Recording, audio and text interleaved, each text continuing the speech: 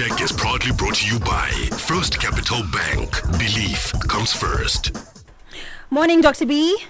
Hey, such a smooth golden voice. Thank you so much. How are you this morning? Yeah, I'm good. I'm waiting for the rain, but hey, things are good, and the sun's out there. Why should we complain? Yes. Yeah, I'm sorry I wasn't here last week, but it seems like in my absence you played and stuff, and I don't know whether we should actually devote maybe once a month frequently asked questions because.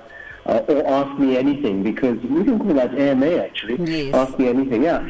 So anyway, we're gonna wind up this week's session by wrapping up all the questions that we didn't actually manage to sweep in the last time. And the one that struck me, and we seem to have struck a chord amongst many women nowadays, is that of what we call gestational hypertension, which means when blood pressure occurs during pregnancy. And well, the thing is, pregnancy-associated hypertension is two types. One is a woman who happens to have blood pressure before pregnancy but didn't know, and because you're pregnant, things get checked more frequently and the blood pressure is high, and that usually we pick it up before the 20th week of pregnancy. In other words, before the 4th month, if we happen to check the blood pressure and it's high, generally it indicates that unbeknownst to the pregnant mummy, she already had blood pressure. And the second type is truly gestational, which basically means associated with pregnancy. And even today in 2022, we don't know what the cause is. And this generally occurs after the age of 20 weeks. So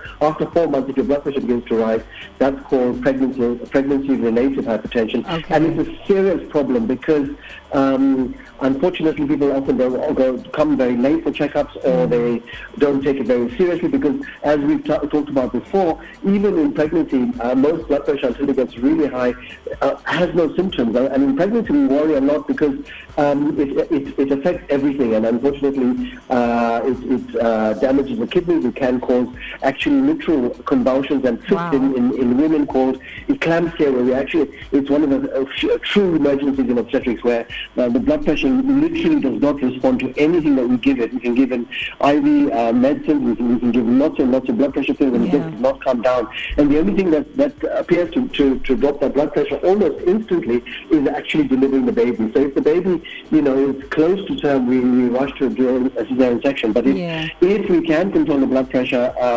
as well as you can to get the baby up to 30, 32 weeks, because that's when the lungs are fully formed, we try and stretch it. But in many situations, it causes an emergency, and it's literally miraculous that once the baby's out and the placenta has been removed, it just goes back down.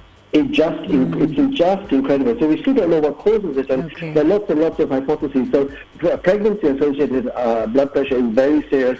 And somebody's asked, can I have a normal delivery with high blood pressure? As long as your blood pressure remains within the target level, you should be able to have a normal vaginal birth. However, if you have severe hypertension, then the chances are your obstetrician or the midwife will say that you need to go into an induction of labor to have the baby out, because this is an important thing.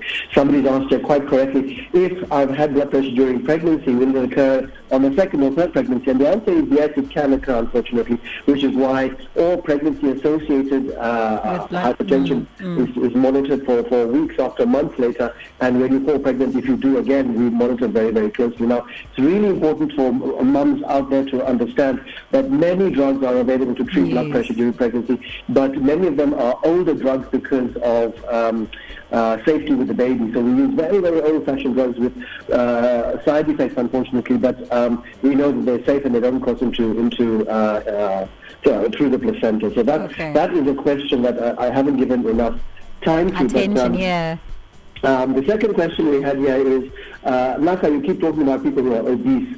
I come from a family that is very overweight. Can you tell me truly, is obesity genetically inherited? No. And the answer to that is obesity is complex. There are certain heritable tendencies influenced by genetics, what's called epigenetics and the environment, which basically means often we talked about this where the mum is big and the daughter is big because the mum is eating the wrong food and fed the daughter the wrong food. Yes. So maybe the family eats a lot of starch, a lot of fizzy drinks, a lot of fruit juice, a lot of sugary stuff, not enough refined, high fiber foods, and we often try to discourage them from thinking that I've got heavy bones, and my family is big, and therefore I'm big. It's about 10 to 15%. The rest of it is all related to the environment. I mean, if you look at history books, our ancestors we hardly had anybody that was overweight. We hardly had people who had to go to the gym and wear, trainers or just get a train so trainer. hard, yeah. My goodness. Absolutely. So it's very important that childhood obesity is often caused by the parents, in the sense that the parents are not taking the effort to treat them properly.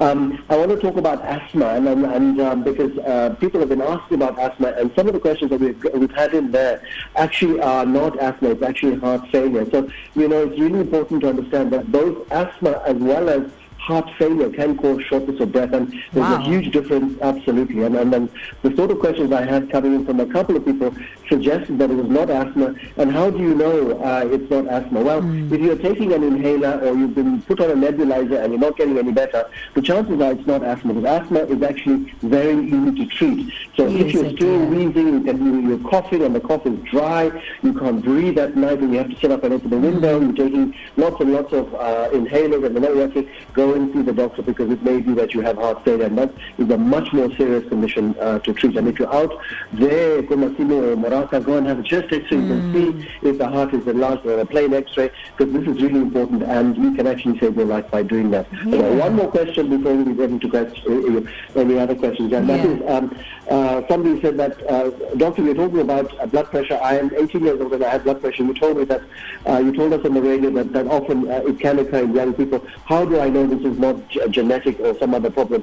This guy is 17, turning 18, and high blood pressure in younger children is often related to other health conditions such as heart defects, kidney disease, genetic defects, and often older children, especially those who are overweight, coming back to obesity again. Yes. So if you are getting your blood pressure at 11, 12, 13, 14, 15 years of age, we take it very seriously, because we think that there's some underlying condition. You may have a kidney issue, you may have a narrowing in the artery, so we actually make a really determined effort, because if we find that problem, we can cure it by removing the issue that's causing the blood pressure. But unfortunately, in a number of older youngsters, we see it's environmental. It's too much flying, it's too much coke and fizzy drinks, it's not enough exercise, it's obesity. So when you have blood pressure as a teenager, go and have it checked up and checked again. You can bet your bottom puller in all the hospitals, they will actually take it seriously to see whether this is something that is reversible. Definitely. So those are the four burning questions that I had to discard. Do you have any questions, Sue?